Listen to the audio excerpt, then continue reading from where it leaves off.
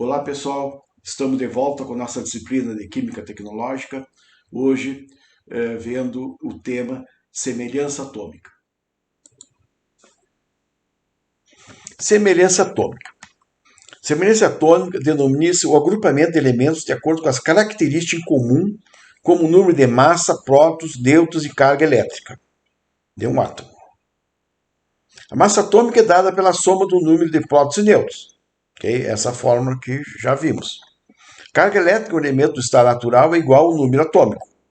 O número atômico simbolizado pela letra Z corresponde à quantidade de prótons existentes no núcleo do átomo, determinado por elemento químico.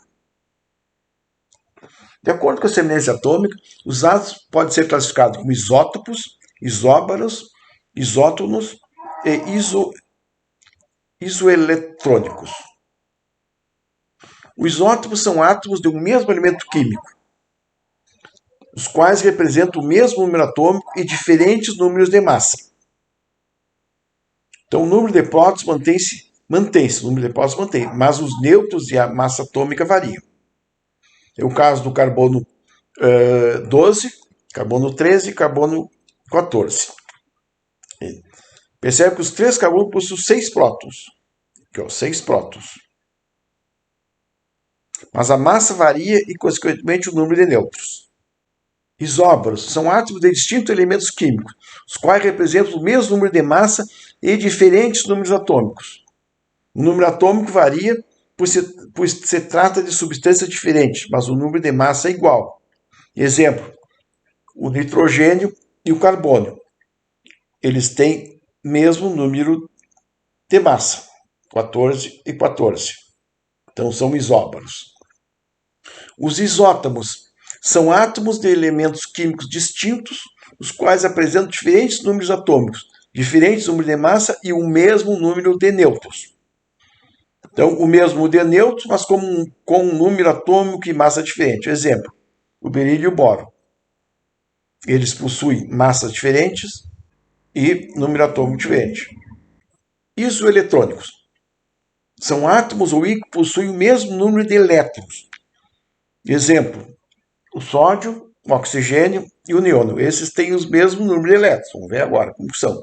Os três elementos possuem 10 elétrons, sendo, portanto, isoeletrônicos. Ou seja, aqui significa que ele está perdendo um elétron, vai ficar 11. Aqui ele está ganhando 2 elétrons, vai ficar 10. E aqui permanece 10. Então, o íon de sódio, no caso de sódio, houve uma retirada de um elétron. Isso aqui significa que foi retirado um elétron. Portanto, os 11 que havia na sua restaram 10. Já o cátion sódio tinha 11 elétrons no estado fundamental, mas sua carga, mais um indica que ele perdeu um elétron, ficando com 5,10. Representação do sódio, pessoal. 12 nêutrons, 11 prótons, mas ele perdeu um aqui.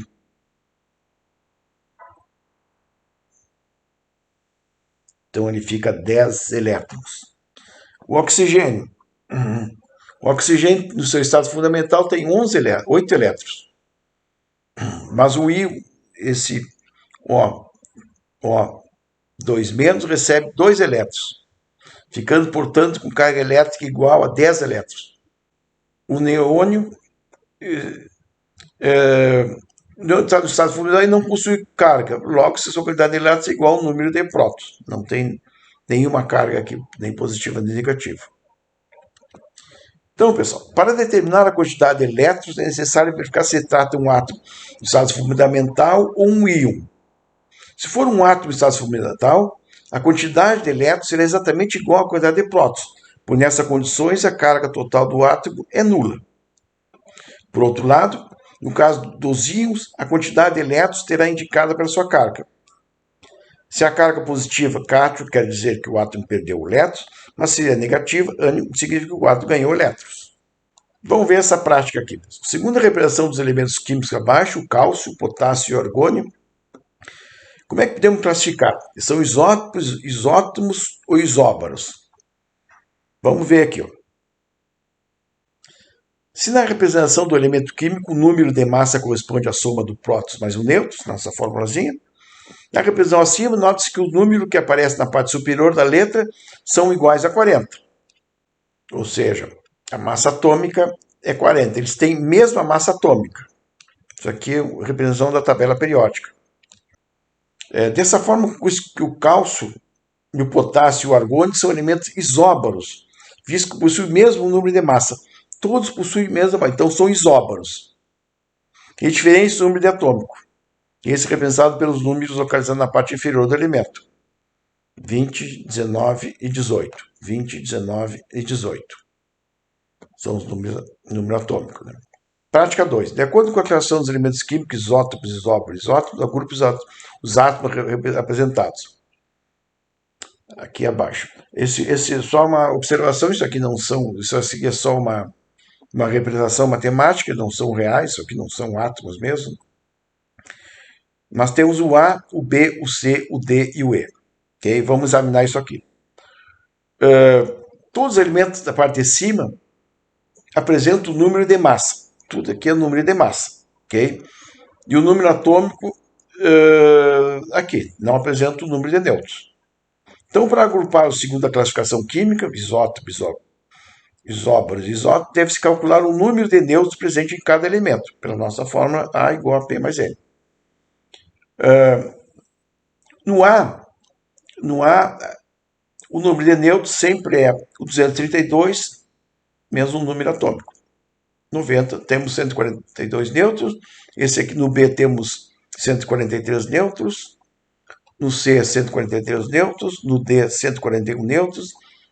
E o E, 141 nêutrons.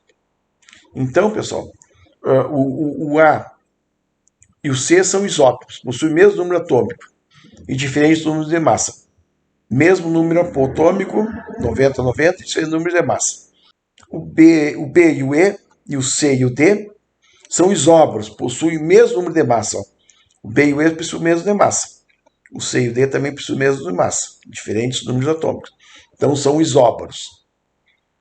Os elementos o B e o C, e o D e o E, são isótopos.